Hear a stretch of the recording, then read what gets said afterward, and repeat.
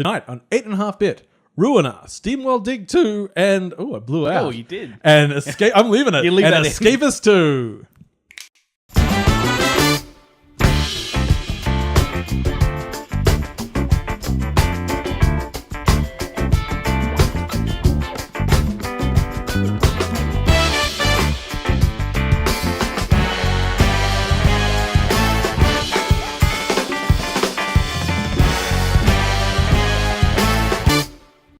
Welcome, friends of all designs, to episode 226 of 8.5-bit, which I'm sure is going to be the most ruined episode of them all. I'm your host, Paul, and joining me today are my good friends, James. Hello. And Amy. Hello. And friends, how are you going? I'm going well.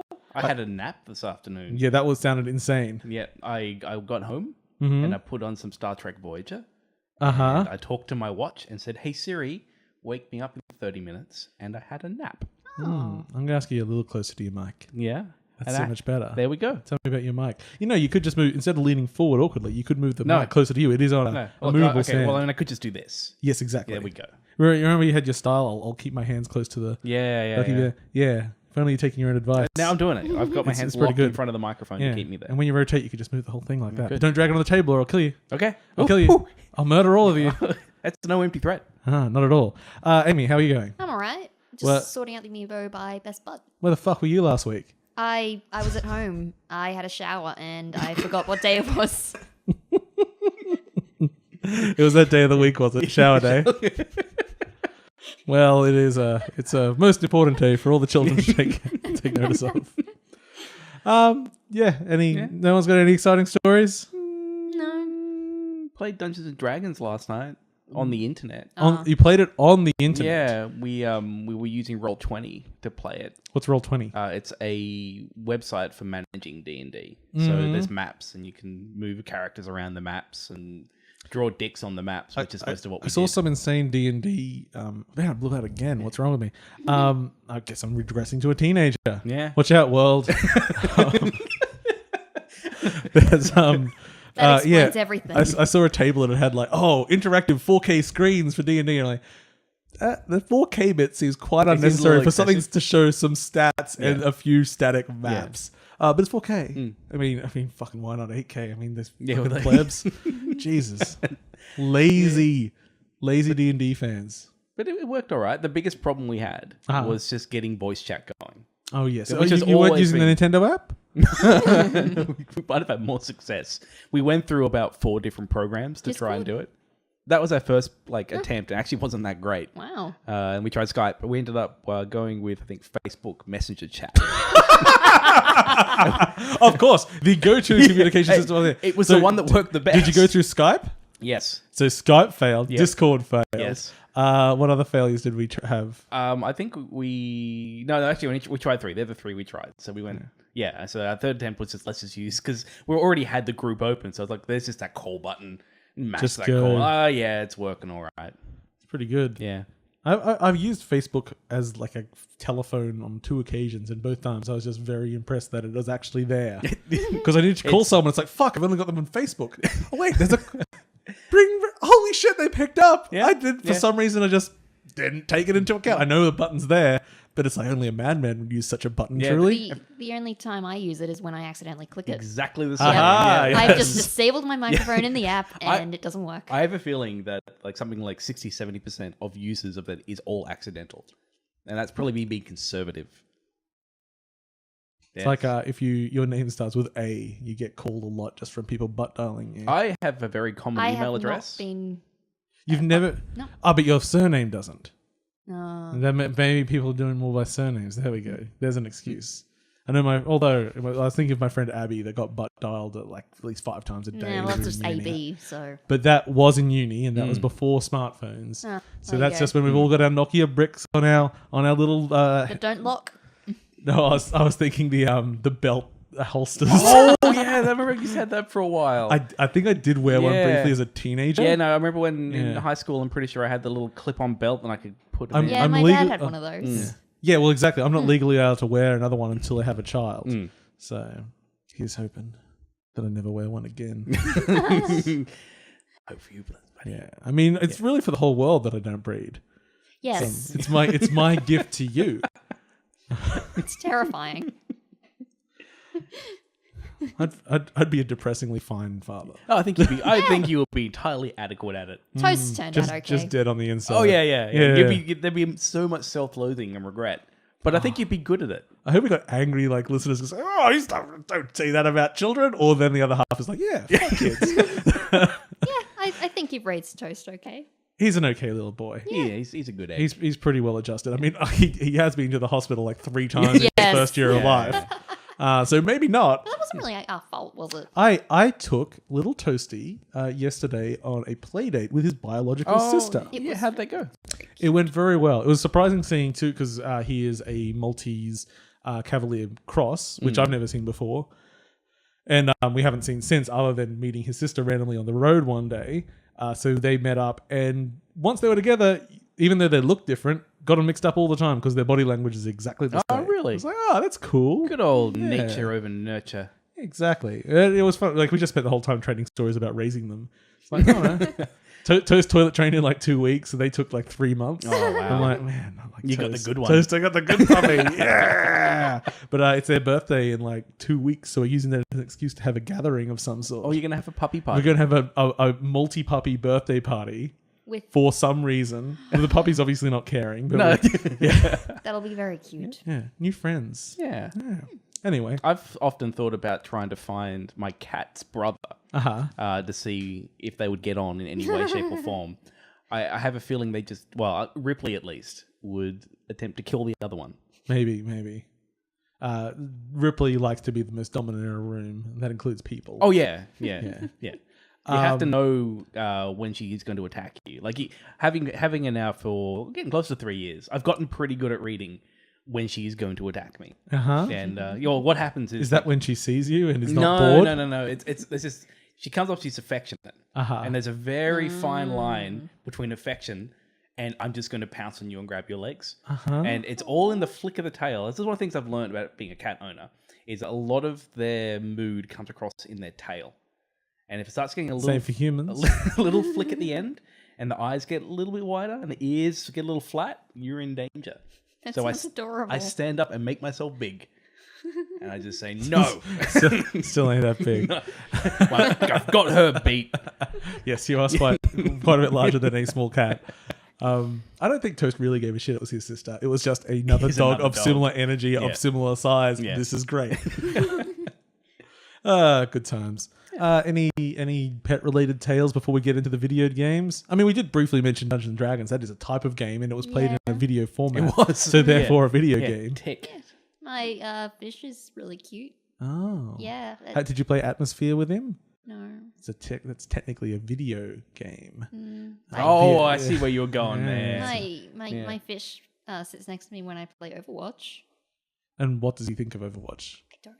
Is he a Genji main? Probably is. Probably. Fucker. He doesn't like me very much. You know, I've only played Genji like twice and I had a fucking amazing time. Genji is fun. Yeah. I'm just a healer. I fucking team wiped the other team. I'm like, I'm going to get fucking play the match. Nothing. It's like, no. I was a big play. Oh. Man, one day I'm going to hit 20 in that game. I don't know if I have. I think I might have. I don't know. I've hit 18 kill streak. No. I meant level 20 so I could play competitive. Yeah, actually, no, I think I have hit 20. But I have now having multiple competitive shooters in my life. It's actually one of my least favorite. Like, I just don't really. I have more fun with other ones because Splatoon exists. Because Splatoon does exist. I and got it's very amazing. scared the other night because I hit level 191 in Overwatch. That's a lot of levels. You should play Splatoon 2. I should play a little bit more of that. I've been playing a lot of Disgaea 5. That's not Splatoon 2. I know, but it's not much Switch. of a multiplayer shooter. No. No. I mean, it's a single player shooter-ish. Like, they shoot each other. There is some shooting. Yeah. Who's enjoying Lawbreakers? Hot take. Nobody. Oh, poor Lawbreakers. Cliffy B. Who's enjoying Battleborn? Randy Pitchford still thinks it's a good game, and it's not free to play. It's just free for you to play if you wish. It's free with some DLC. No, that's not true. I was thinking, has anyone become more of a villain than Randy Pitchford over the last 5 years or so? Yeah, I have a confession to make. Yeah. I have actually paid no attention to any Randy controversy. Oh. And I have no idea why he's a villain. I I don't want to say because he's a liar, because that's buying into the internet reactive narrative of things. I don't know who it is. He's the head of Gearbox. Okay. A lot of things come from Alien Isolation. When there was a lot of bullshit. There was basically what do we call it? It's a bull shot, Yeah, but bull it's a video. shots. No, but it's a video. A bull video. Yeah, they did like the vertical slice, and it was entirely fabricated, and the game played nothing like it. Yeah, and there people were got really pre-orders angry. And they used like shots from the fake stuff to advertise it with, which admittedly that is pretty scummy. Yeah. But also that's also the thing that can sometimes just no one paying attention. Yeah. Like, oh hey, shit, we need some box art. Yeah, Can you just grab it from the video, please? Yeah. It's like the people doing marketing aren't necessarily involved in the game. We've got a folder of screenshots. Yeah. These ones look marginally better. Let's use those. Yeah. Here's the marketing folder on the share drive. Exactly. Can you just like make us some box art, please? It's probably how it went down. I think there's actually, I was thinking like a lot of my older games, when I look in the back, they've got like early screenshots and designs might have changed slightly, like stuff that doesn't really matter in the long run, but it's technically not from the final game. Let's go. Funny. See, I'm a big fan of cock up over conspiracy. Yeah. Like generally, there's not that much malintent. No, it's just like mistakes happen. Like, do you really think No Man's Sky was a conspiracy to trick gamers into buying the game, Yes. or was it, people over their head and getting stuck in shit? Yeah, and just digging down instead of up. Stupid. It's Just like, the hype keeps going, and you. Everyone's so happy when I promise them things. Just keep promising, goddammit. Well, it's like Sony keeps giving us money the more you promise. It's like Molyneux. He loves talking. And he loves sharing ideas. And I mean, I was Poor Hello Games. They're fine. They're making shit. Like, do you notice how often No Man's Sky is? I almost said No More Heroes, which I kept fucking up the other week, the other way around. But it's still in the top 10 all the time. Well, it's kind of reached the point where if it was released in its current state, it would have been fine. It was released as early access back then, which it couldn't have for the console because neither of them had an early access program at that time, I think. But it probably would have been fine. Yeah, it's in a good state now. There's a lot more plot. There's a lot more to do. It does technically have multiplayer. Like it's Nah. I mean, I always go back to Molyneux's promise of the first Fable of you could plant a tree. Oh, you can plant the tree, yeah, and it would grow. You'd come back, and even when he always said it, because so many people took that as like everything you do is going to affect the world. It's like butterfly effect. It's like if we just like throw a bunch of fruit around, when we come back later in the game, there'll be a forest. It's like, no, if that was ever implemented, it meant there was a spot you could walk up and it says push A to plant tree, and then when you do a 20-year transition later in the game, there'd be a tree there. Yeah. Like in Ocarina of Time, basically. Yeah. I mean, that sort of thing. It's like, and even if they had even if they were using like Grow Tree or something to procedurally generate that tree, it's still even at the height of that promise, which still didn't make it in the game, it was never what people thought he was saying. Because that was crazy. Remember when they got rid of helmets? No, wasn't that like a big? I remember that being a big controversy in Fable. Really? When it's like there's no helmets, there's no hats. No Man's helmet. Yeah. But did they sell horse helmets for $4? Yes, they did. Oh, good. Okay. Video games? Yeah, video games. Okay. Both James and I have been playing a video game on the Switcheroo. We have. Switcheroo? Yeah. Switcheroony. It's called Thumper, and it's on sale this week. Yeah. Check it out. Thumper's good. I Thumper's played it in fucking VR. good, yeah. It's good on all platforms. Okay. The actual game we've been playing is SteamWorld Dig 2. The second game in SteamWorld Dig. Yeah. No, not true, because it's SteamWorld Heist. So it's the third game, but it's the sequel to SteamWorld Dig. Yeah, the third in the Steam universe. In the SteamWorld universe. And how much is it? And how much is it? I don't know, money. It was. I think it was close to. I think it might have been actually just under 30. I think it was 30. Wow, really? Yeah. Which might be a little bit much for most just 2D platformers on Switch, except it's SteamWorld Dig 2, and I bought that sucker as soon. Like I was literally refreshing the page multiple times that day, waiting for it to launch. So my first encounter with SteamWorld, the first one, was on 3DS. Yes, I think that was my first. Yeah, it must have been 3DS. Yeah. And I just bought it because it was cheap. I think it was like $6 or something. Like it was a budget 3DS title, and I thought it was amazing because it was this little 4-hour experience, which was very kind of engaging. This little cute story of the ruins of humanity, and there's a robot race on top of it, and then you got this cool dig mechanic, and so it had a very soft spot for that. For that game, I think it is I call it a Metroidvania light with a Mr. Driller style digging mechanic and slight puzzle solving to collect resources, and those resources are what you're using to get money to upgrade. So basically, it becomes there is a relatively open, explorable underground, which is full of blocks which you have to drill through and enemies, and some of those blocks have resources, so your job is to get those resources, and sometimes it takes a little bit of thinking to work out how to get that resource. So is it like a sandbox or? Not really super a sandbox. sandboxy, no. I actually need to... I've never actually been sure whether or not the placement is randomized. I'm not sure, because it certainly is consistent through a single playthrough. Yeah, I don't know if it was just seeded. I have a feeling it would have just been randomly generated, but from a seed, and they stuck with it. There's at least patterns there which are puzzles. Like, hey, watch out, if you drill under this block above it, it will go down and crush these resources, and then they're gone forever. Yeah. One of the things that I really enjoyed about this, like the premise of SteamWorld games, is that there's this really excellent sense of permanency. Mm-hmm. So because you're constantly digging and then going back, digging and going back. Because you can only hold so much in your inventory. Yeah, so that's sort of part of it is inventory, go back, sell it, upgrade, go down and sell it. Okay.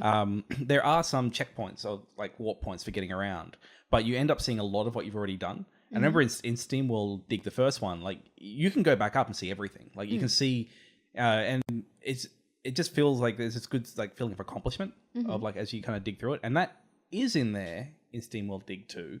Okay. But I believe you got further than me. I have completed the game. You have completed the game. Yeah. And you said something about that doesn't necessarily stay true for the kind of whole of the game. I don't think I said anything along that. What do you think? Which comment are you saying? I think about you did a lot of teleportation, which meant that you didn't really feel that you were exploring it as much. Or am I just reading? I think am I making? I have no idea what comment you're thinking of. No, mine. Exploring it. Well, especially because in SteamWorld Dig, as you upgrade abilities, you will then be very, very easily able to go back and get the things that you sort of fucked up earlier in the game. And also there's a little bit of Metroidvania where things may have been locked off during the game. So what happens is you tend to go 2 steps forward, 1 step back. Yeah. And like you do that. And then just before I finish the game, I just go through the entire game again, just looking for all the secrets and shit. And it's like, oh, here we go. I finished the game in just under 9.5 hours with 81% of secrets and a lot of fucking money. Because I know that because they give you scores, and my time was bad. I got a bronze score for that. Yeah. I was just spending a lot of time exploring and playing around. The 81% they said was silver, and my money was gold, and I have no idea how much that was. I think that was one of the stats, but I can't remember. I think it was times you died, and it was like 10, and that was a gold as well or something. It's like, yay! So to take from that, it's not super hard, but that's all right. But it's a bit of a chill out game. Like what I've enjoyed about it so far is that I prefer playing it on the TV because I like it on the big screen. Switch can go on the TV? It can go on the TV. What? Why don't they advertise this feature? Look, I love my Vita too, and I'll have not a word against it. But like I really like that loop of digging, getting the stuff, selling it, upgrading, digging it, getting the stuff, selling it, upgrading. I think what you might be misconstruing from our earlier conversation about it was when you're saying I like digging, selling stuff. After the initial sort of maybe hour or two, that slows down because I didn't have to return to town very often. That's what you're talking about. Yes, that's what I was saying. Because quite often my path through, my inventory got big enough that I could hold enough stuff that by the time I got to the next return pipe, or the next story element that I had to go back to town anyway, that's what I did. So I wasn't going back and forth from town very regularly. I was still going through the same areas a lot. But that was more like, hey, now this is happening over here and this is happening over here. Like, hey, now you can get through that tunnel. It's unblocked. And now you can go to this temple and fight this guy. And boss fights, not a lot to write about. The final boss is okay. It's hard to, I don't know, it's hard to get a great design. And it wasn't bad. It took me 2 goes, so it wasn't super punishing, but it was also not super fun. I was like, oh, okay, I can kind of cheat this out. It's just one of those avoid everything until you get the opportunity to attack and then do the attack action and then avoid everything again for the next 30 seconds to a minute, which, I don't know, I've never really been a big fan of that kind of boss fight. I like being able to get there at any point I want, as long as I have the ability to do it and not just have to wait around for the attack. But then I guess a lot of things do that, like your Zeldas and everything. But I guess this had an element of random to it. And that's what, like, there were times, like, the first time I died was because I literally just got blocked into a corner I had random spawned enemies around me that would just knock me back. I couldn't get out of it. I'm like, well, that's not fun. But that was, as I said, the second time I went through, it was fine. So not super hard. The game's a lot bigger. Yes, it's a lot bigger. And the world is super free to explore. About halfway through the game, they give you a bunch of like, oh, and here are what your objectives for the rest of the game are going to be. I'd already done half of them. Oh, really? I was like, oh. Yeah. Actually, that was something that did impress me. That like before I even went digging much, I was like, oh, I'm just going to go either side of the town. Yeah. I'm like, oh, there's lots of stuff. There's a lot to explore. And I think one of them, I think to the right is like, there's like a wind pushing you back. And I still got quite a long way. You can still get pretty far. Yeah. And then some of the very early traversal abilities let you get get you all the way along there. And that's the thing, they're constantly giving you new abilities. Most of them are traversal. So by the end, like at the beginning where you're having to pick where you're digging and worrying about that sort of stuff, by the end it does not matter and you are a flying murder machine. Yeah. And near the end of the game, there's all these enemies that explode when killed, and they poison the tiles around them, which then explode, and sometimes that bleeds out. And at the beginning, you're like, oh, got to be careful. But because, you know, if you do the wrong thing, a boulder might fall down and crush a resource or something like that, or block off a pathway. But by that point, you can traverse so much. You've got a magnet that pulls everything towards you and all this sort of stuff. You just, all these things that were dangerous half an hour ago, fuck yous all. And you just set off huge chain reactions to just wipe out half the mine. And you just are jumping around like a lunatic, grabbing all the resources, like cackling. Motherfuckers. Just hearing this just makes me want to play Minecraft again. Yeah, it's got more than it's Minecraft, it's a lot tighter than a Minecraft when it comes to the combat and it comes to the movement and stuff like that. Oh yeah, like, but it doesn't have any creativity in it. No. I mean, I just like Minecraft for the mining aspect. It kind of is like, kind of scratches the like the mining part of Minecraft, like that kind of like going out looking for stuff. Yep. Like that's there, but there's zero creativity. I mean, I guess the most you get is maybe the upgrade system. You can pick and choose like what kind of build you want, but that's a stretch. Yeah.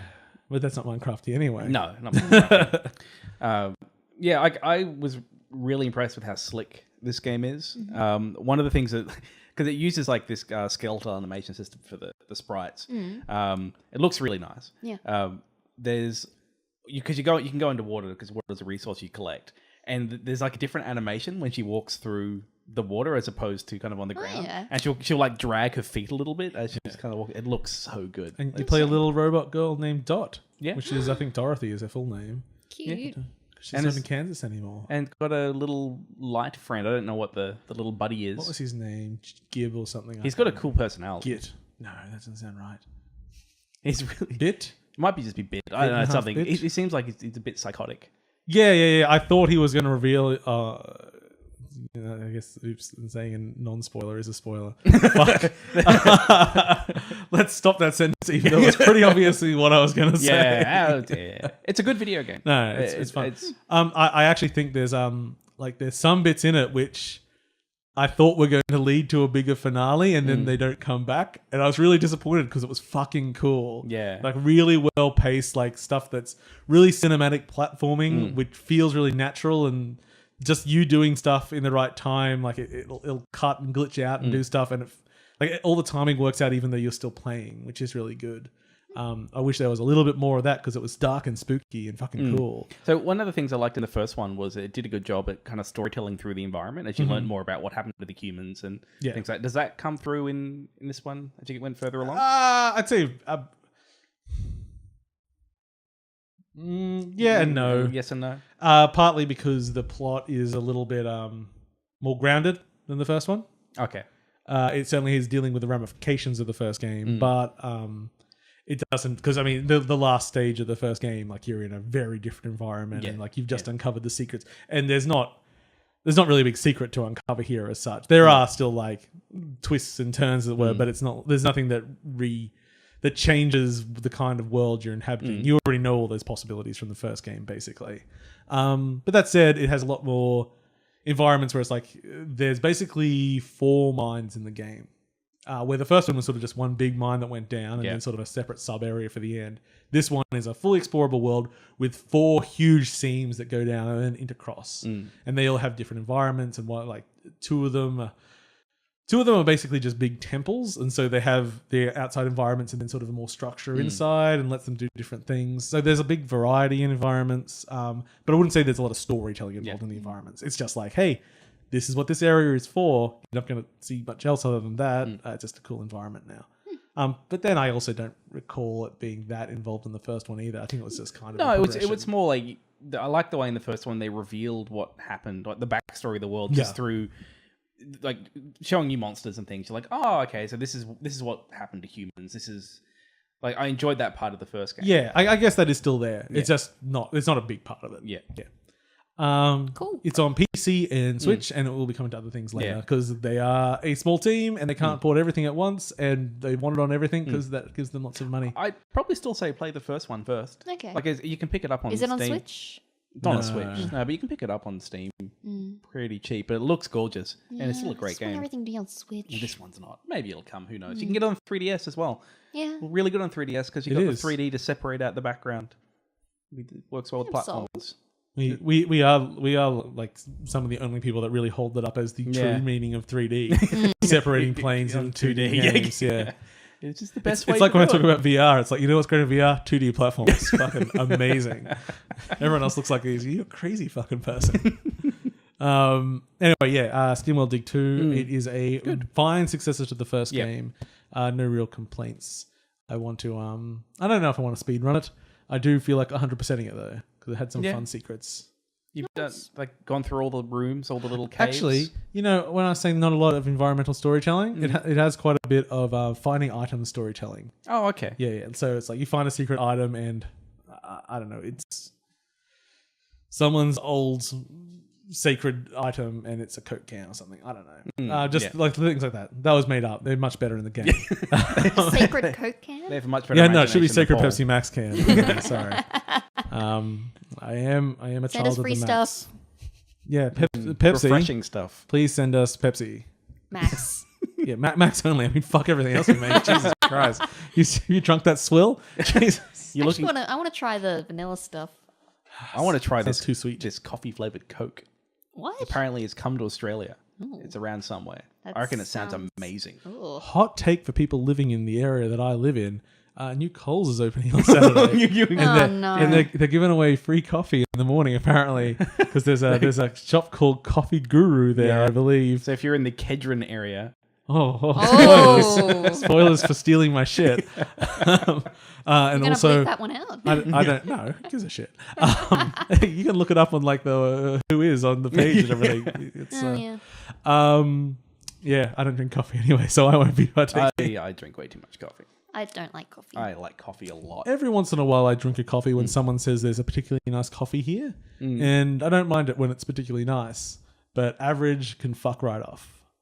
I guess by not drinking coffee, I'm actually the snobbiest coffee drinker there is.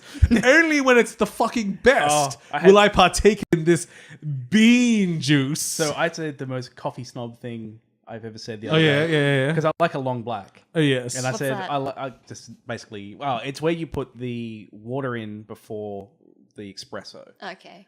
Because it keeps the cream on top. I learned the difference between an Americano and a long black because I was curious. And I said, I like a little... What's the difference between a grande and a large? About 50 cents. I said I like a good long black because it changes flavor as it gets cooler. And Cheryl just laughed at me. I don't get it. That's what I call like. Well, it's not a joke. It's just me being. It's just him enjoying salt. Yeah, that's fine. Yeah, but it's true. Like a good long black, you get it at hot, and then as it cools, it actually does change in taste. And so I like the microphone.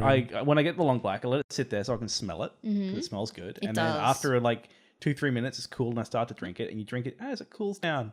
And you have a coffee experience. But there's lots of foods and drinks that are best enjoyed over time or change as they go. Like pizza. Morning pizza. I have long thought of starting a pizza shop which just buys a bunch of pizza at the end of the night from pizza shops and then sells it the next day from the fridge. Yeah. It's like, can you heat this up? I go, fucking no. Get out. You eat this cold, motherfucker. It is great. Have you had the world's cheapest pizza 24 hours later from the fridge? Oh, perfecto. I think just as the Italians used to make it. I think especially with pineapple. I mean, most situations I've eaten cold pizza, I've been hungover at the same time. So good. And yeah.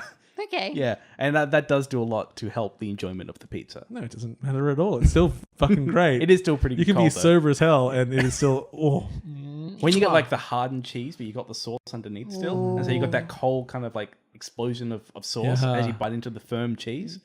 Yeah, it's good. Costco pizza is really good cold. It's really good meat lovers. Like frozen before it's been cooked? No, it's not frozen. It's actually cooked. It's made the same day. No, so like eating it uncooked, but cold. No, you cook it and then. I like it because it's so doughy. No one takes me seriously. I take you seriously. No, you don't. I do. You don't. I'm sorry. Doesn't. I know. I love you both. Doesn't. No, he does. In very different ways. I'm scared. Okay, shall we do some exciting news? Let's do some news. I love news. Okay, News is exciting okay. news. Do you want to read the way that I've written the very first story? Oh, which this is very great. good? This is great. And now for the weather. Chinese room is Chinese fucking over. Yeah, that was my wit. I'm not the biggest fan of the developer of the Chinese room, and they've shuttered. It's still it's not totally closed. They just fired everyone but the two originators, and they don't know what they're going to do. I would suggest get out of games, but I tried not to be too kind of vindictive or no. I mean, like it's like plenty of people like their games, and why would I wish harm upon anyone's career? I just don't like their games. I just like to be a hyperbolic jerk sometimes in a loving way. Like if they were here, I'd be like, I love you, but I hate your games. Did you really think like the globes of light was a good idea and everyone's gone to the rapture? Because it wasn't. It's a bad idea. You did a bad game. It's like the way that the stories would just stop playing if you walk too far away from them. Bad idea. Badly made. Look pretty. Except for every time you turn the camera, all the physics would reset. Remember? Oh yeah, I love that. It's like every time you turn, if you looked at some flowers, turn the camera away, look back quickly, all the flowers would be at like full and then they'd fall back down to the ground. Yeah, could do it over and over again. That's I loved great. it. It was my favorite trick. They may have patched it out eventually, but I mean, who else but me cares? But it's interesting that they surely made a big ton of cash from I that assume game. they did because as much as I don't expect they're super expensive games to make. Not cheap either, but they're like. Just solid indie games, and they had a huge amount of exposure. Yeah, and so I don't know what happened internally. Like it seems it's a bit strange to me that you can have something with the success of Rapture, and then fall over as a studio. They might have heard my scathing review. No, they maybe, and they're like, "No, we're out." They're like, "You're right. The lights to represent people was just." I think a bad choice. My completely uninformed guess is they had too many people. And salaries are expensive, and they ran out of money. Yeah, potentially. Yeah. I mean, also depend. Like, I don't think they ever had great ambitions of being a big studio in the first place. Maybe they'll go and start making Twine games for the next 10 years. Maybe with the money they made from it. Who knows? Maybe they'll lead Uncharted 5. Maybe. Sure. They could take the shooting out. Much better game. It really would be. Okay, that was unnecessarily negative on my part. Sorry, Chinese room. No, you're not. I mean, they're never going to listen. They don't care anyway, and I'd be nice to them if I met them in person. I mean, you jerk. I'd be comically mean, and then they go, "You don't know us not well enough to be comically mean to us. You're just a jerk." And then it'd just be awkward. I didn't tell the story last week about how I abused a mentally disabled woman in the dog park. Oh yeah, that was great. What happened? Classic Paul. I like saying it like that because it makes me sound like more of a monster. A woman left her dogs in the dog park for an hour and she left. And then as I'm leaving, she returned and I went up and I'm like, I'm gonna be the busy, but I'm gonna say something. This isn't. You can't just abandon your dogs. Like you can't just leave your dogs here and they've done a shit there and there. You got to pick that up. And she turns around and she's wearing a big fluffy bunny on a thing. Oh fuck! Please just work with kids. It's like no, she was still capable enough that she's out on her own doing things. And I don't want to patronize the disabled either, but I felt like, the old saying, you're not wrong, you're just a bit of it. What is it? I can't even forget now. You're just an asshole? Yeah, you're not wrong, you're just an asshole. I felt like that. I felt like, well, I'm still technically right, and she should be looking after her dogs. But also, I would have approached in a slightly friendlier way than I did. I wasn't abusive, but I was direct. And her response was, "But I've been having a really good day." And you ruined it, Paul. I did. I ruined a really good day. You monster. This woman's day. Yeah, a friend of mine at the dog park just came up and hugged me and said, "Just leave it be, mate." I'm not wrong. What I'm kind just of a doggies jerk. were they? They were quite big, sort of staffy crosses. Okay. So like the kind of dog that is potential to cause damage. Yeah. They were quite friendly though. Yeah. But I don't know. You I don't just know don't them. trust big doggies anymore. No, not after the attack. But has she now been keeping these dogs under supervision? I've never seen them before. Yeah. So who 'Cause knows? You might have had a positive effect, like that little bit of in, kind of tough in the love. long run, it may have been It positive. might have been Well, drove home maybe. the point. Or maybe You- the dogs never go out and play again. Or that maybe what you were just the good. You were part of the good day. You were just the good day. Oh, that's what you were saying. I've had a really good day. Thank you, sir. your charming smile and squinty eyes have raised my heart. Yes. See, that's how I feel. You know, someone comes up to me. Oh, What abuses you? I've actually had a good day today. Like, oh, thanks. I caused that. It's been great. I caused that good day. Just run with it. Yeah. Yeah, Exactly. that takes us back to our concepts of winning in our early 20s, where we just claim anything positive as a victory. Like the lights have gone, like the pedestrian crossing has turned green, and we'd yell, I won, and like dance across the street. And we would make people laugh and smile, sure at our expense, but we didn't care. Yeah, exactly. Yeah, we made those people's, they got a story about a crazy person. I'm pretty sure we used to write nice letters to send to people. Yes. Put in letter Aw. boxes and things like that. Just like these gestures of which there can never be any kind of like reward for. Real hippies. Yeah. We once gave a woman that we knew very, very tangentially. We knew it was her last day working somewhere, so we just gave her flowers as we passed. We then, I then retrospectively for the next decade would ask people if we were being creepy doing that. But everyone said it was fine because it was never followed up with here's our details or anything like that. It was just heard it's your last day, have some flowers. Nice knowing you. As I was leaving the house today, I was playing Overwatch last night with a bunch of people. I friended them because they were great. Because competition. And this guy, he asked me, "You sounded around 20. Are you 20?" Like, okay. Is he being creepy? I I've got some suggestions either way. He wanted to know if what he thought of last night was legal. Yes. And that was going into business, making a small toy factory. Sure. You got to be old enough to incorporate. And hire a boat. Dude. What's the age of consent for a boat? 25. Consent. To hire a boat, I believe in some places is 25. 25. Yes, but that, I don't know if that's a rule or a law. I'm unclear on this one. Yeah. Jeez, get your mind out of the gutter, Jesus. We should start up a VR room. Well, No, God. No, we don't need to do that. we could just have it wiped downable. So Wait, you no, can not just that hose kind it of down VR. later. Jeez, no. Zero Latency opens in Yes. October here. This October? Yeah. Wow. They set up real fast. Wow. Yeah. I think because it's actually not too much to set up. It's mainly a You big need empty space. you need with an some open gear. space. Yes. Should we have a 8.5-bit night? No, we're going to boycott it. Oh, I want to go. No, we can go. Yeah, we can go. Yeah, that's right. We're not really going to boycott it. Okay. Let's see if we can get free tickets from someone. Yeah. Because I'm cheap. We're I'm so boycotting. cheap. Oh, I wanted to go to an escape room sometime in the next few weeks. So if Yeah. anyone has contacts at one, please send me free tickets. Yeah. And me. 'Cause I I'm want to go cheap. to one again. They're fun. Also, I'm a big fan of alcohol. And, I noticed your pre-show drink was. Shh, that's false secrets. I was impressed. Gotta keep it loose. Gotta get to loosen up. I get so nervous on this microphone. Oh, Have your podcast juice. Daddy's juice. Daddy's juice. Get it down. What was it? Whiskey. Was it that thing on the Yeah, desk? it's Ooh. Scotch. The Scotch, is it? Yeah. There's a Which is- difference? yes, and it's Scotch whiskey. Oh. Okay. Yeah. I actually cannot I actually don't clarify really- further without checking up. Yeah. I believe Scotch is a type of whiskey, but not all whiskey is Scotch. That is my understanding. I So think that kind of Scotch like is- aioli and mayonnaise. No, they're different. No, I think Scotch is a subset of whiskey. We're probably 'Cause- making some whiskey drinkers real mad right now. Yeah, well, I don't. I said I don't know. Yeah. I continue to know because aioli is based on garlic Yeah. and mayonnaise is based on egg. But they taste the same. That sounds like you're not cultured enough. I'm not.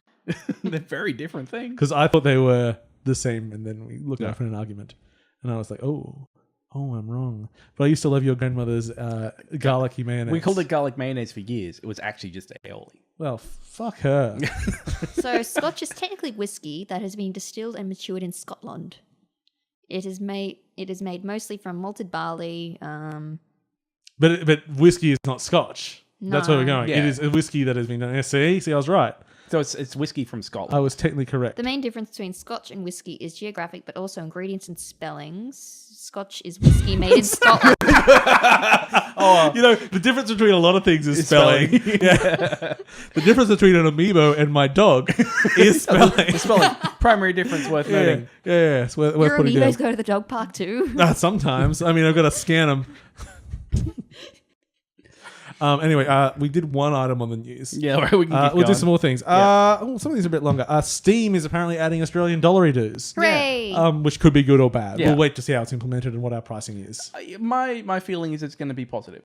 I think it's going to be good for smaller titles, and it's going to be bad for expensive titles Why bad for expensive titles? because I expect they're just going to keep it real expensive. Yep. I think they're going to have real trouble actually putting like $130 next to a... I hope. Like that's why my hope is that yes, like putting the actual Australian dollar price next to Call of Duty will show exactly how bad shit is Yes, saying. putting $90 US next to a title at least had a psychological, it's less than 100, Yeah. despite the fact you can normally get the game for 70 or 80 in Maybe shops. they'll put it as $99.99. They might. That will still be cheaper than what That they would still be currently go cheaper, to. yeah. But 'Cause- it's still under $100. It is. I mean, that's a site. It's classic site. That's why $99.99 exists I instead of hate it. going 100. It's like, but it's not. We quite don't need 100. cents anymore. It makes no sense. I am glad that this is happening though. I think I'm surprised it took so long. That's because Valve secretly hates Australia. Yeah. It's a bit weird, isn't it? Like because They were seriously pissed off about forcing a consumer law on them, which I think actually was a big drive for the entire Yeah. having to do I the think the refund stuff. refund stuff. I think that was partly because of But Australia. maybe also the EU as well. Yeah, but I mean the whole EU and Yeah. the euro and the pound have been being fucked over so much on it. Maybe the whole GST thing actually had something positive. Yeah, That's what I'm hoping. It was because of the GST stuff. well, yes, that will have an effect on like having to force that and claim Yeah. that GST would have affected Valve at some point. And who gives a shit about GST? It's nothing It's compared still to money. well, it's still money, but compared to what we pay digitally, compared to what we pay physically for things. Plus, you could just not buy on Steam, and you don't have to Yeah. pay it anyway. You always get a code in the box anyway. Get it from a bundle. Bundle, There's bundle sites Bundle ruining the stars. industries. Yeah, they really are undervaluing games. Yeah, 20 games for $1. This seems criminal. It is. As a game developer, I wish it was. Yeah, I kind of prefer when it's like, here's a selection of 20 games for a few dollars, and you can pick 3 or 4 of them. Yeah. Like, it's still very cheap, but at least I'm not splitting it across everyone. Yeah. I'm only taking the ones that I think are worth something. Capcom did something like that recently. Well, I think it was around Christmas actually. But yeah, you have $20, spend that on 3 big budget titles. Yeah. It's great. Yeah, it's I like there are a few of them that do the build your own is the concept Yes. normally. Works well. Okay, Build a so bear. 2 stories down. there's a lot that actually doesn't matter here. Stardew Valley port has been approved for release on the Switch. Oh, good. I'm looking forward to Exciting. co-op Stardew Valley. I I'm don't just know if looking it's forward to launching it. with the multiplayer, but at least it'll be there. I even though I own it from like a bundle on PC, I've actually been waiting for Switch because I feel like it is much more of a lie around game, which would be fun. Speaking of ports, not ports, but Switch games, what comes out tomorrow, Golf aka Story? today? It does. Golf Story. Not tomorrow. Odyssey. I want No, but- Odyssey. No, that's next month, like a I'm- month I'm- from now. I'm actually thinking of going to the Melbourne midnight release. Well, I think we'll all We're be in gonna Melbourne for we're gonna it, be in PAX. which means So excited. that's you know what? Maybe we need to pre-order from a Melbourne store. That's what I'm doing. Because that city is going to be full of thousands of gamers. Yep. And I'm just gonna I get all my Switch stuff digitally anyway. do you? Yeah, but Oh. you're not going to enjoy it. It's it's more expensive. It is, but James is silly. I just don't like physical items. If Like I have one cart that I own, will you and give that is Zelda. will you give me the difference and I'll buy it on No, 'cause digital as it's- well? Because you're so rich. If anyone wants to donate the $15 to me, that's difference in Switch pricing. Please send If it anyone to. wants to donate me any money, But send it via me. I'll pass it no, on. no, he won't. Oh, will I? Okay, good. Controller news. Exciting controller news. The Duke is back. Oh yeah, I actually do really want to get one of those. The original Xbox controller has been re-released for the Xbox One. Partly, I expect, so you can play the Xbox One compatible games with it, which will be real good. And Sorry, you mean the Xbox? Oh god, Xbox original compatible. Fuck, I didn't. See, this is why the naming is so fucking Xbox terrible. Classic. Because that's not purposeful. That's just how language works. But you got the Xbox One and the Xbone. The new consoles, the Xbone. It should be. And let us not forget that once you destroy the box and Xbox One came in, you've got an Xbox One Xbox. It's so good. We did a really long run of those a while ago. Xbox One X is on pre-order now. JB in the city. Apparently the pre-orders have been doing very well. Yeah, if I was in that ecosystem, I would buy one. What game are you looking forward to on what Xbox exclusive? You just which hot Xbox One X exclusive are you hanging out for? None, which is Scalebound. That was one of the reasons I got my Xbox One. I liked the Sea of Thieves thing a while ago. We might have mentioned on the show, but they said that it'll scale down to like 120p. Oh, really? Just to maintain frame rate? Oh, no. No, it'll also like 120p at like 5 frames a second or something. They said, because people just liked playing the game. So he said, oh, well, if they want to do it, let them. This would be on PC, obviously. It's not going to run that bad on consoles. I'm sure it'll be fine. But like, if someone was to play it, like looking terrible at a low frame rate, suddenly it's retro. More power to them. Fine. Oh, I mean, the frame rates of games, we played that growing up. Like these days, like people say that 30 is unplayable. Yeah, they've got no fucking idea. If I go back and look at something like Test Drive or Test Drive 2 or something, they're probably running at 10 if you're lucky. Yeah, maybe 5 frames. I would say I would have been under 10 the first time I played through Quake. Yeah. Yep. I mean, it was a hardcore, very power hungry game at the time, but looked pretty. Well, to me. Or the first time I saw that lighting in Quake 2. Oh shit! Yeah, that colored lighting. Mind. Yeah, greened it too. Fired a bullet down a corridor and I could see and the light went around it. Oh, it's amazing. Amazing. No game has ever had better. Pretty. No, not compared to Quake 2. And remember when we plugged in that 32-bit sound card into Duke 3D? It's like a fucking orchestra was playing. When I found that someone had written like wave banks for MIDI files, would have would have been 16-bit sound card. Yeah. And I could make all of my MIDI files sound like they have real instruments. Let's remember to put the real instruments in quotations when you say that. Yeah. I recently was helping out the music teachers at school, and they were trying to get a recording of this score that they had, and someone had made a MIDI version of it.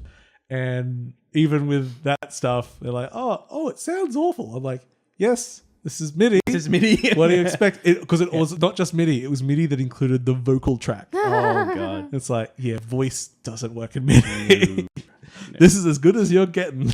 Anyway, Nier has sold over 2 million copies now. Good for Nier. That's good. I thought I had another sales thing here, but I missed it. Whatever. Nier is in Automata? Yes, Automata, yes. And it still doesn't run properly on PC, apparently. That's what they say, but it runs fine for me. So this is like you're that Batman guy. all over again. You're that guy on the forum. Yeah, the jerk. Yeah. It's like, the game is still broken. I'm like, runs fine for me. Fine for me. Log off. It's like, yeah, thanks for that, dickhead. That could be a good superhero. Works fine for me, man. It's like Captain Hindsight. Yeah. They should form up a team. I really want to make the superhero Not All Man. Not All Man. Yeah. Not all, man. It's like, well, he could also be Perspective Man. Yeah. That just like every time anyone says anything, which is obviously just supposed to be a concept, comes in just to pointlessly clarify. That's just like that Seal comic. As in Kissed by a Rose Seal? I don't know. I don't know Kissed by a Rose Seal. You don't know the song Kissed by a Rose by Seal? He's a very nice voiced black man who now wastes his time doing Australian Idol. You don't know Seal. Crazy? I don't, who is Seal? You're crazy. I thought you were making an Arrested Development reference. No! Seal was an incredibly popular singer for like 4 years in the 90s. Oh, okay. You don't know Kissed by a Rose? No. You don't know Crazy? You don't know Third Song, which was also popular? I've probably heard the song. You probably, I bet you have. I bet you, I just and don't- you'd see him, and because he's one of those people that looks a little bit Is he odd, but bald? also yes, he's bald, I but think very I know- handsome at the same I time. think I know who you're talking about. Yeah, Vaguely from seeing an ad one time, maybe. I don't know. I don't believe you. Sing me the song. Sing me the seal song. I'm not really in a seal scene mood. Yeah, there. See, This is you know how I am with pop culture and noticing the That world. didn't sound too bad, did it? that was sounding great. Actually, it was a really good seal. I don't think you can do a racist accent against seals. So I think you covered. No, I think we're safe.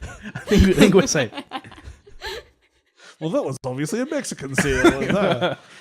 So we did. We're in trouble we've now. done like 4 news stories. That's Yeah, good. oh, yeah. Other things. So Tokyo Game Show happened. Didn't have a lot of news come out of Yep. it. The biggest announcement was probably a new game, Left Alive, being made by the Armored Core team, and the art's being done by Yoshi Shinkawa, who we know is doing the art for Metal Metal Gear. Gear fame. It's a survival shooter with mechs. I like the look of the art because it just looks like It Metal just Gear. looks like Metal Gear, Yeah, and it it's had a pretty trailer rad. that showed us basically nothing. It's some sort of post-apocalyptic city with mechs. It's all right. Max. It could be good, could be bad. I don't know. That happened. Good box art.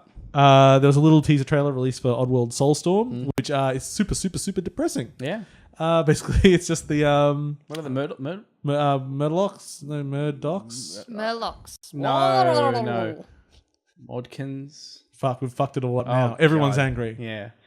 Anyway, like they're just walking along carrying their own body bags, which they're going to get tortured and then put in the body bags. Like, this is real. Like, I know the series has always been dark, but this is like Yeah, this one really fucking I was dark. watching the video just waiting for like the jokes. of There which are none. There It's are just no like, jokes. hey, remember the Holocaust? Here Yeah. it is again. The game is like a semi-remake of Exodus, but from the sounds, it's going to be totally different and be more of like managing quite large squads of them. And Oh, everything. okay. So we'll see. We'll see how that turns out. The Blue Tongue, isn't it, that develops PUBG, have had very harsh words to say about Epic. Oh man, I love this. I love this because so much. I think I They- remember this. They put out a press release basically saying, fuck you, Epic. Mm-hmm. You made a Battle Royale mode for your game, and you said you were inspired by us. Fuck Yep. you. Yep. We're really unhappy. And everyone, including their fans, didn't understand what the fuck they were Yeah. going on Yeah. about. What I love is like one of my early criticisms for PUBG Uh-huh. is it's one of those games which is like it's very simple Yes. in what it is. Like it's not Very easy to replicate. it's very easy to replicate. in its basic form. Yeah. Yeah. Yeah. But if anything, it's copying other things. Oh, I mean, like, it's not like one of the things I hate about PUBG, and this has nothing to do with the game. This is always just a fan criticism type thing, is how everyone has to just go back to, all these things rip off Battle Royale. Like Hunger Games is just a fucking carbon copy of Battle Royale. One thing, you don't know what carbon copy means, because aside from a very basic premise, they're nothing's fucking similar at all. Also, you think the idea of locking people in a closed environment and making them fight to the death was invented by Battle Royale? I visited the Coliseum once. I did a little like passive aggressive or aggressive research. It's like let's fucking go back, and like the term Battle Royale goes back to like the 1300s or something, Yeah. meaning fucking fighting until it's like there's a Battle Royale in The Invisible Man and shit like that. Yeah. Like, yes, Battle Royale's a cool movie. I really like it. But there's all these things are very different on the very base premise. It's kind of the first exposure a lot of people had to the concept. Yeah, I remember getting. I don't know why these things make me angry. You got to channel that frustration. It was a buddy. book by Mark Fennell, movie guy, and it was about like obscure films, and like the first one was Battle Royale. I go, it's a fucking obscure. Every fucking teenager in this country has. I haven't seen it. No. You weren't a teenager when we were teenagers. Okay. You were not born. Same reason you hadn't seen Weather Woman. Was that in the list? Probably. It's like just movies that were played on SBS in the 90s. Yeah. That's all the book Yeah. was. Like, Yeah. less obscure and more The ones standard on SBS. material. Yeah. It's like, I want to see real obscure things. Well, the point of that is so that people can read it and then feel like I've seen that obscure thing, and then they feel better about themselves, and they might find some obscure things they've missed, and discover new content. I went through the I can't remember the full name. The glamorous life of then a Japanese woman's name. I can't remember. We saw it at a film festival about early 2000s, and the scene that always stuck out was because one thing, she has a delayed sexual response in the film. Oh, yeah. Where if she has a sexual encounter, about an hour later, she starts reacting to it. Yeah. And so she's on a rooftop reacting to being digitally penetrated by the disembodied finger of George Bush, who is at that point like a puppet on a television watching her writhe around on and like, yeah, this is good obscure. That's but not so obscure I couldn't find another copy of it in 10 minutes. It also wasn't a good movie. Sachiko Hanai. Sachiko Hanai, is it? That was fun. I've been meaning to watch it. That's not great. But it's got some surreal scenes, much like Funky Forest. Oh yeah. Man, we were so excited to get that DVD. And boy, was that movie boring. Mm-hmm. But it looks cool. There's a lot of cool visuals in it. Spoiler alert, using some of those for the intro for our weirdest game panel at PAX. 2 panels at PAX. 2. Weirdest games of all time and worst games ever. Well, best worst games ever. Trespasser. Yes. And no panel for me. No, your panel was rejected. The note said, "Fuck Amy." Yeah, it obviously did. It's all my fault. That's all right. You can watch the other panels. Nah. Just come on up. Come on up anyway. What are they going to do? Stop you? Maybe. Yes. Yeah, maybe they actually do check our passes when we go on stage. I could be James. Just wear the hat. Yeah, exactly. Who could tell the difference? No one. Why don't you tell me about Space Quest?